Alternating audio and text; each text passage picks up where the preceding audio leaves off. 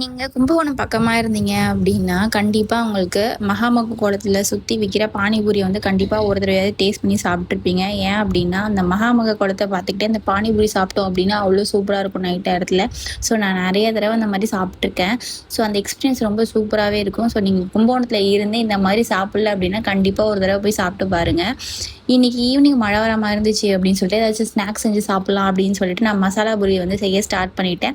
Readymade panipuri என்கிட்ட இருந்துச்சு. So அதனால வந்து மசாலா மட்டும் செஞ்சா போதும். அதாவது அந்த கிரேவி மட்டும் செஞ்சா போதும் அப்படின்னு சொல்லிட்டு கடலைய ஊற வச்சுட்டு இந்த பேஸ்ட் ரெடி பண்ணேன். வெங்காயம், தக்காளி, பச்சை மிளகாய் வேணும் அப்படின்னா ஆட் பண்ணிக்கலாம். அதோட இஞ்சி, பூண்டு எல்லாத்தையும் சேர்த்து மிக்ஸியில் அரைச்சிட்டு அதோட தனி மிளகாய்த்தூள், கரம் மசாலா போட்டு கொதிக்க வச்சுட்டு அதோட லாஸ்ட்டாக கொத்தமல்லி போட்டு இறக்கணும் அப்படின்னா கிரேவி ரெடி ஆகிடும். அதோட வந்து அந்த கடலையும் அந்த உருளைக்கிழங்கையும் ஆட் பண்ணிக்கணும்.